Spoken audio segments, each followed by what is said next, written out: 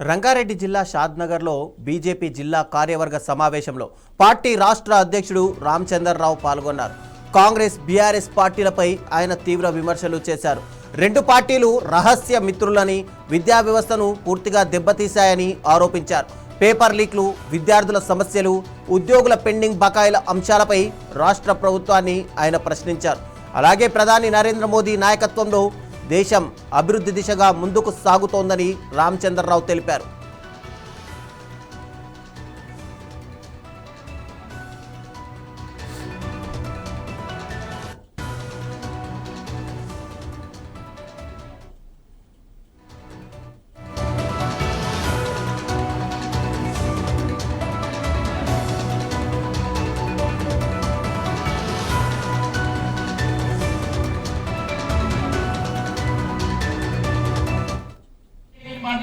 Group 1 leakage అయింది మీ దగ్గర కదా, దాని గురించి ఎందుకు మాట్లాడు కేటీఆర్ గారు చెప్తా ఉన్నాను.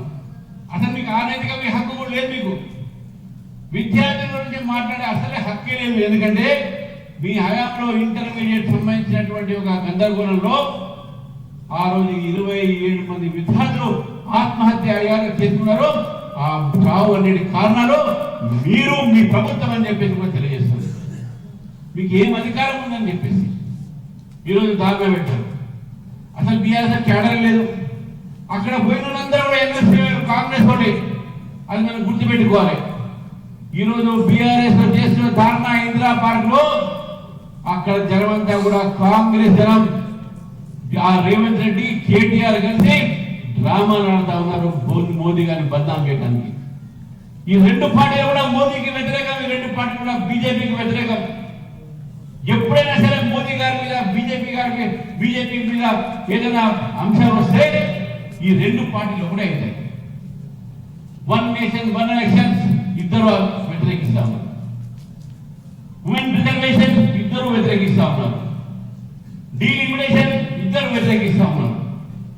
మరి ఇద్దరు ఇన్నిసార్లు కలిసి ఎమ్మెల్సీ ఎలక్షన్ మీరు కలిసి అంటే అన్నింటిలో కలిసి చివరికి మాట చెప్తానని మిత్రాలు. ఈరోజు రేవంత్ రెడ్డి గారు, కేటీఆర్ గారు ఇద్దరు ముసుగులో గుర్తాడు చేస్తున్నారు గ్లోబరీనా మిషన్. ఈ గ్లోబరీనా కంపెనీ అది ఎవరిది ఏంటి దాని మీద మాట్లాడగానే ఆ company intermediate election exams results గందరగోళం చేసిన తర్వాత 27 మంది ఆత్మహత్య చేసుకున్న తర్వాత ఆ కంపెనీని బ్లాక్ లిస్ట్ చేస్తే ఒక కొత్త పేరు పెట్టుకున్నారు, కోఎంట్ అని. COEMT కోఎంట్. ఆ కోఎంట్ కంపెనీకు ఇదే గ్లోబరైన పేరు మార్చుకునే కోఎంట్ కు కర్ణాటకలో ఉన్న కాంగ్రెస్ పార్టీ, మన కర్ణాటకలో ఉన్న కాంగ్రెస్ ప్రభుత్వం రేవంత్ రెడ్డి గారి సిఫారసులో వాళ్లకు కాంట్రాక్ట్ ఇచ్చారు అక్కడ ఎగ్జామినేషన్ రిజల్ట్స్ కోసం.